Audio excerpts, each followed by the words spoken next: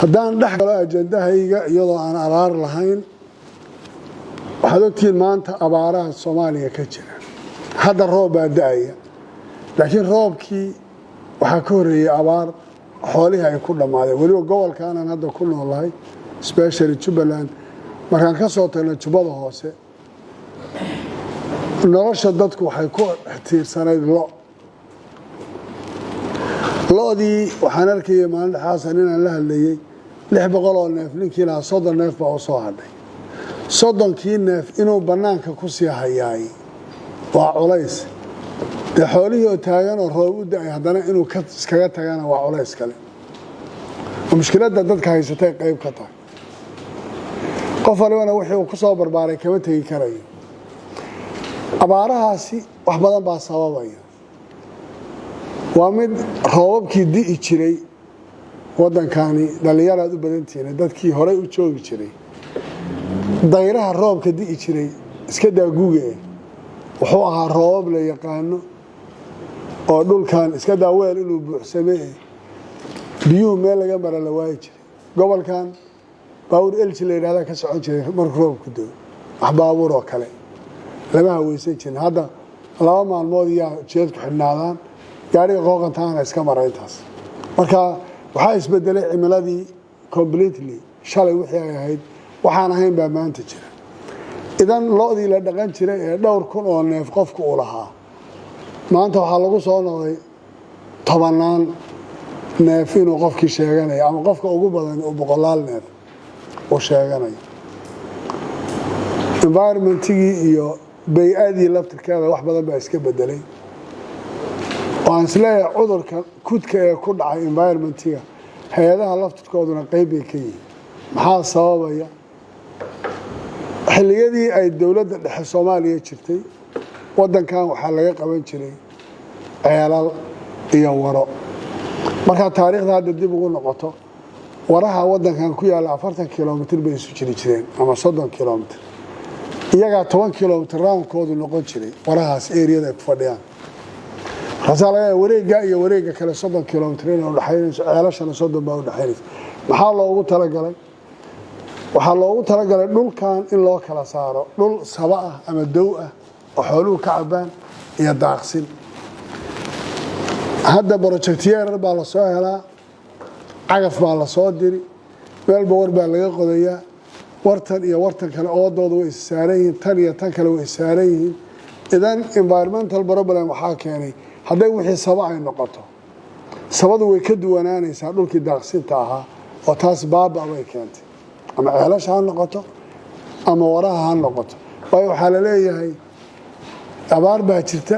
biyo dhaamin iyo waro iyo ceelalaha laga shaqeeyo looma meelday dhoobley oo aan garanayo 60 geel ay maalintii ka cabistay geelaasi maybe 100 neef inuu yahay ama inuu ka badan yahay 60 geel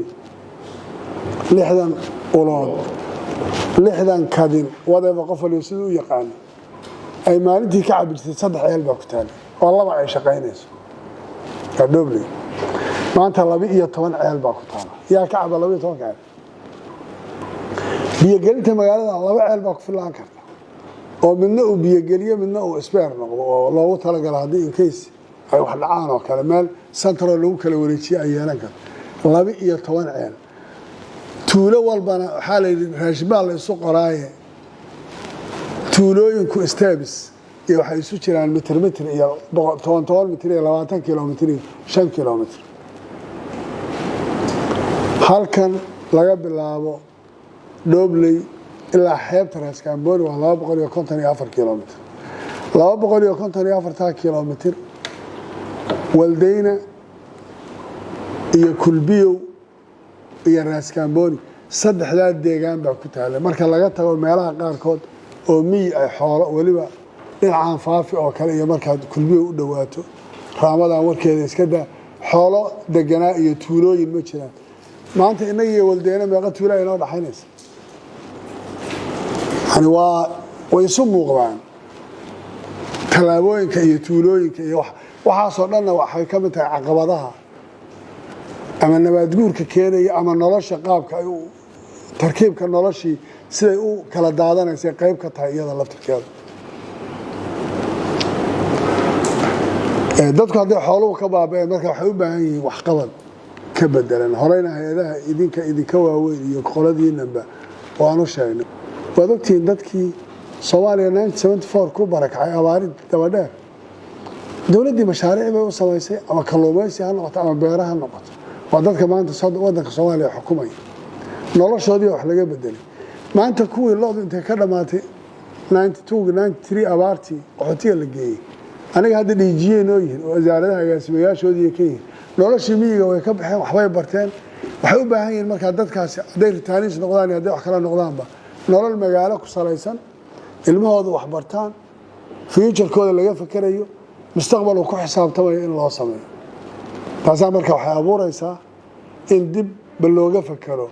war step kalan hadda maraynaayo what's the next maxaan tallaabada labaad aan qaadi karnaa maxay tahay haddii marka arrinta abaaraha aan ka soo qaado dadka abaaraha ku waxyeelooba keliya maaha waxa hadda deegaanka jooga waxaa ka horreeyey IDPskii markaan dhoobleedan hadda ka soo qaado waxaa jooga ritaaniiskii ka soo noqday qaxootiga oo qaarkood ay hore usii dhaafi waayeen meeshaan ay degeen guryaha loo abuuray guryo yaryar baa loo dhisdhisay deegaanaa la siiyey dawladdu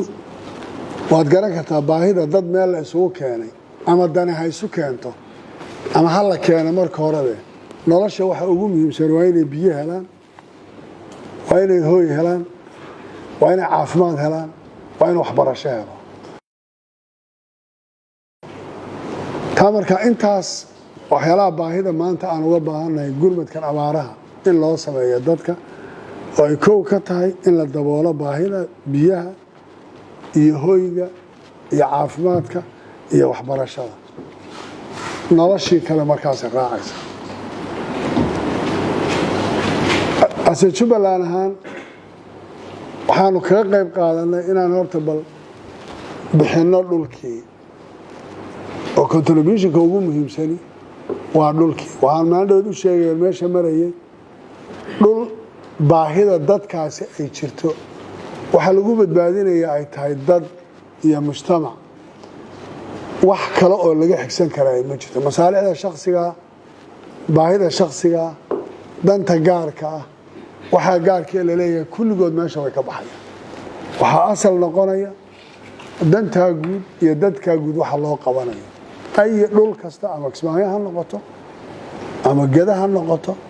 ama tanaan joogno maanta ha noqotee baahida dhulka dadka wax loogu qabanayo ama la dejinayo ama guryo looga dhisayo waxaan diyaar u nahay wax allaali wixii contribution oo ugu horeeyo inaan u banayno dhulka u baahan yihiin iyo wixii facility ay nooga baahdaan inaan samayno waa waajibna faran oo meel looga wareega lahayn marka arrintaas abaaruhu Soomaaliya tirakoobyo khaldan baa jira meel heblaha intaas ku badan yihiin meel heblaha tanaa xuduudkiya dadka ka yimid from south west iyo central Soomaaliya gobolada dhexe markaan leeyahay southern central uma jeeday waa gobolada dhexe ee Soomaaliya waad ogaadeen 93 waxay soo beegsadeen inay qaxootiyadii galaan maanta markii inta xuduudka yimaadeen lagu yiri qaxooti ma jiro oo uu xidhan yahay oo xadkuna uu xidhan yahay qaxootina lama aqbalayo inay halkan dhigtaan oo gacanta maxaa keenay halkaan ay degeen halkaana waxaa jira khalad badan oo laga xisaabtami doono oo qiimayna oo hay'aduhu ay ku shaqeeyaan saladaasna waan kala kulmi doonaa UN OCHA iyo cid kastoo barnaamijkan coordinate garaysay fikirka iyo halbeega ay ku cabiraan dadka wax gaareen iyo say u degan yihiin iyo say yihiin waa waxay sameeyeen misliir garayn baa jirta waa si khaldan baa barnaamijkan loo hogaamiyo laakiin I hope inaan cidda khusaysa ka wada hadli doono waxaan rabnaa markaa dadkii halkan biyuhu kaga shidaal kaga dhammaaday xaggiina u gudbi waayay tanaa maanta arxano doolow baa la mid wada meelooda ugu culus waa Dhoble iyo doolow sababtoo doolowna kuwii soo gaaray iyadoo wax lagu quudiyay ogaayeen halkaasay ku nasteen kuwana halkii la aadi lahaa waxay ahayd in qaxooti la sii gelayo ma jiraan taa marka waxaan rabnaa inaad kula noqotaan qolo waliba hay-adoodii iyo fadhigoodii dadkaani inay u baahan yihiin noloshooda in wax laga bedelo mas-uuliyaddu annagayna saaranta barnaamijkaana qaabkaa loo qaato waxaa soo raacay Dhobley waa degmo hadday degmo tahay waa inay ka guurto wixii shalay ay ku jirtay oo dhan standardka ama levelka wax lagu cabirayo ama halbeega lagu samaynayo barnaamijka Doobley waa inaad ka tagtaan tuulo ama beel la joogay la iska ereeriyanayay wiil yar loo soo dirayay shaqada la qabanayay iban maamulka isu duwayaashii iyo qaybihii hay'adda wasaaradaha wakiilka ka ahaa kulligood isbedel baa ku dhacay muxuu noqonayaa isbedelka ku dhacay dadkii wakiilada ka ahaa wasaaradaha hadday markii hore ahaayeen levelkaas heer tuulo ama heer bulsho maanta heer degmo noqonaya qofka isu duwaha waa qof isu duwo level degma qiimayntiisa waxbarashadiisa la imtixaamayo shaqadiisa aqoontiisa dib loo fiirinayo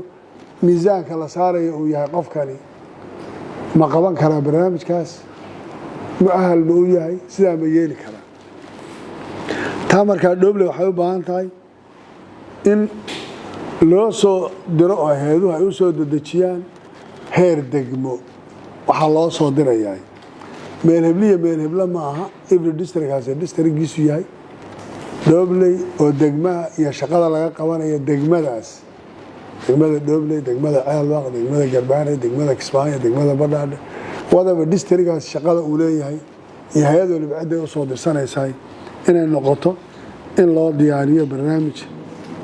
degmanimo waxaan samayn doonaa inaan hadda dedejino gobolka oo dhan Ceelwaaq baa ugu horeyn doonta Garbaare wadaba in la sameeyo oo barnaamijkii councilka loo dhiso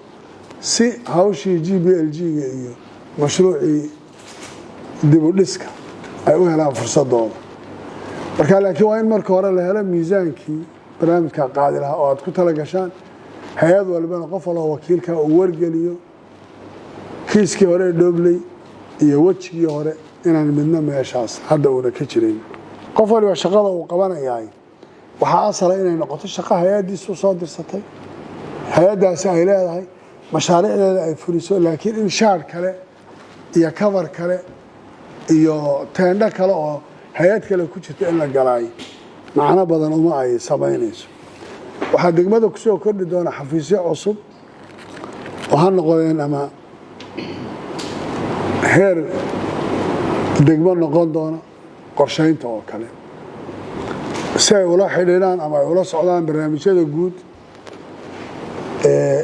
state level ku xidhan planning ay qorshahooda wadaan hay'adaha kale loo daadejinayo xafiiskoo dhineed gareeyo barnaamijkaas oo iman doona waxaa iman doona oo kale laamaha amniga oo kale inay iyaguna ase district level u soo diraan xafiiskooda uu shaqayn doono ama ha noqoto dabagalka hay'adaha for security ama ha noqoto clearance-kii waxyaalaha qaarkood ama ha noqoto shaqada la qabanayo laftirkeeda sida bari laaxad